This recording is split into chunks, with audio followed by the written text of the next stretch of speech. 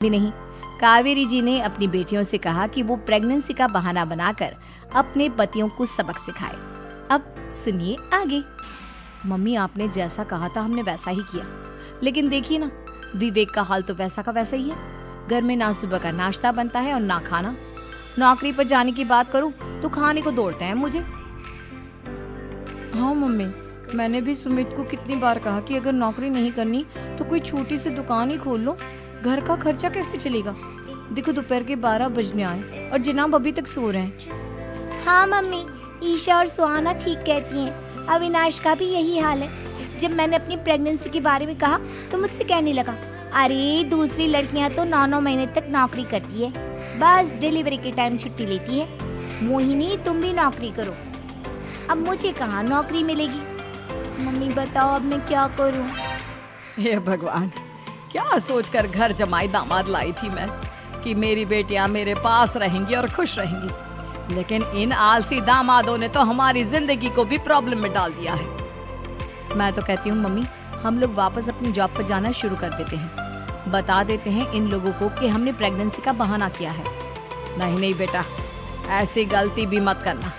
अगर तुमने ऐसा किया तो इन तीनों की आदत और खराब हो जाएगी। अरे आज नहीं तो कल कभी तो तुम प्रेग्नेंट होगी, तब वापस यही प्रॉब्लम आएगी। तब क्या करोगी तुम तीनों। हाँ मम्मी, आपकी बात तो बिल्कुल सही है। इन लोगों को तो सुधारना ही पड़ेगा। लेकिन कैसे? अपने बच्चों के आने की खबर सुनकर भी इन लोगों पर कोई असर नहीं हो रहा। पैसे कमाने के लिए घर से बाहर निकलना ही नहीं चाहते ये तीनों। अब मेरे दिमाग में एक प्लान आया है। तुम तीनों चिंता मत करो, उन तीनों को बुलाओ, फिर मैं बात करती हूँ।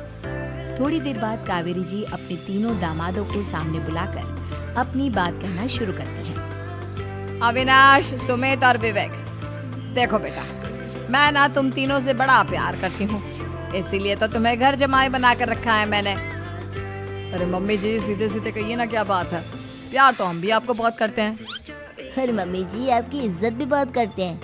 अरे भाई, आपके जैसी सास और कमाने वाली बीवी सबको मिलती है क्या? हाँ मम्मी, विवेक और सुमित ठीक कह रहे। आपकी बेटी से शादी करके मेरी तो जिंदगी ही अच्छी हो गई है। जानती हूँ मैं, और ये भी जानती हूँ कि तुम तीनों अपने अपनी बीवियों से बहुत प्यार करते हो। बेटा, बात ऐसी है कि हमारे कुल गुरु ने कहा है कि प्रेग्नेंट होने के बाद मेरी तीनों बेटियां शुरू के 4 महीने हमारे गांव में जाकर रहेगी, जहां मेरे चाचा जी रहते हैं। अरे लेकिन क्यों मम्मी, गांव में जाकर रहने की क्या जरूरत है इन तीनों को। वो क्या है ना बेटा, हमारे परिवार को एक श्राप है। अगर मेरी बेटियों ने यहाँ पर बच्चा पैदा करने की कोशिश की तो उनके बच्चों को कुछ भी हो सकता है। इसलिए अब से लेकर 4 महीने पूरे होने तक इन्हें गांव वाले घर में रहना पड़ेगा। हाँ तो इसमें प्रॉब्लम क्या है मम्मी जी? हम भी वहाँ जाकर रहेंगे, पिकनिक मनाएंगे। अरे भाई, बीवी जहाँ हम भी वहाँ। हाँ यार, आइडिया तो बहुत अच्छा है। शहर की जिंदगी में रह रहकर परेशान हो चुके हैं, अब कुछ दिन गांव में बिताएंगे। तुम लोग समझने की कोशिश क्यों नहीं करते? तुम में से कोई भी वहां नहीं जा सकता, और मैं यहाँ रहूंगी ना तुम तीनों के साथ। 4 महीने की तो बात है, उसके बाद ये तीनों ही लौट कर आ जाएंगी। ठीक है मम्मी जी, अब हमारे बच्चों का सवाल है तो ये तो करना ही पड़ेगा। कावेरी अपनी तीनों बेटियों को कुछ दिन के लिए घर से बाहर कहीं दूसरे शहर में रहने के लिए भेज देती है।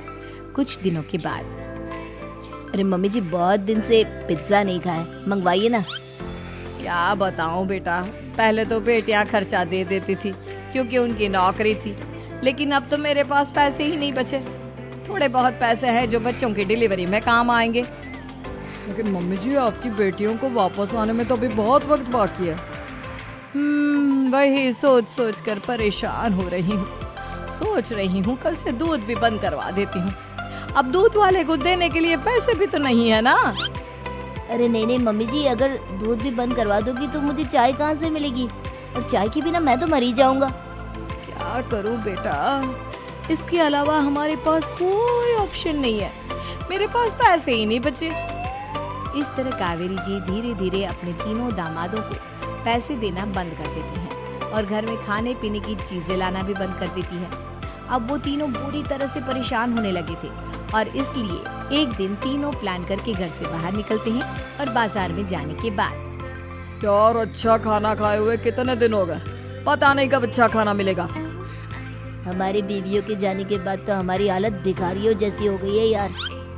कुछ भी हो, मुझे तो आज पिज्जा खाना ही खाना है। जेब में 1 रुपया नहीं है और पिज्जा खाएगा, कहाँ से आएंगे पैसे? अरे देख वहाँ सामने बोर्ड पर क्या लिखा हुआ है, कंप्यूटर पर काम करने के लिए एक आदमी की आवश्यकता है। भाई मैं तो जा रहा हूँ, काम करूँगा और शाम तक पैसे लाकर आराम से पिज्जा खाऊंगा। जा जा, तुझे कोई काम नहीं देने वाला, हम तो घर जा रहे हैं। चल भाई सुमित। सुमित और अविनाश वहाँ से चले जाते हैं और विवेक उस कंप्यूटर शॉप पर सारा दिन काम करके 5,000 रुपए कमा कर घर लौट कर आता है और अपने खाने के लिए अच्छी अच्छी चीजें भी लेकर आता है। ये देखकर विवेक और सुमित के दिल में भी कुछ पैसे कमाने की इच्छा जागती है। अरे सुबह सुबह कहाँ चल दिए तुम? मम्मी जी एक बहुत अच्छी जगह मिली है, कंप्यूटर पर काम करने के 5,000 मिले थे कल मुझे। अगर रोज काम करूँगा तो पूरे 40,000 की तनख्वाह। अरे वाह, ये तो बहुत अच्छी बात है दामाद जी, आपको जाना ही चाहिए। सुमित और अविनाश विवेक को इस तरह तरक्की करते देखकर परेशान हो जाते हैं और वो दोनों भी काम की तलाश में निकल पड़ते हैं। धीरे धीरे उन दोनों को भी काम मिल जाता है। अब कावेरी के तीनों दामाद छोटी मोटी नौकरी करके अच्छा पैसा कमाने लगे थे। एक दिन कावेरी उन्हें अपने पास बुलाती है। अरे वाह, विवेक 40,000 कमा लेता है, अविनाश 60,000 और सुमित तुम भी 40,000 के आसपास कमा ही लेते हो। कुल मिलाकर तुम अच्छे खासे पैसे कमा रहे हो बेटा। हाँ मम्मी जी, बहुत मजा आता है जब महीने के एंड में मोटी रकम हाथ में आती है। पूछिए मत मम्मी जी, घर में रहकर रोटी बना बना कर और तो जैसा महसूस होने लगा था मुझे तो। हाँ बेटा, तुम तीनों की बात तो बिल्कुल ठीक है। और जानते हो, अब तुम तीनों की पत्नियां भी वापस लौट कर आने वाली है।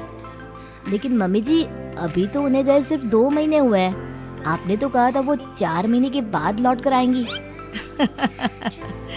ऐसा कुछ नहीं है बेटा, मैं सिर्फ तुम तीनों को सबक सिखाना चाहती थी कि आदमी घर में बैठकर बीवी की कमाई खाता हुआ अच्छा नहीं लगता।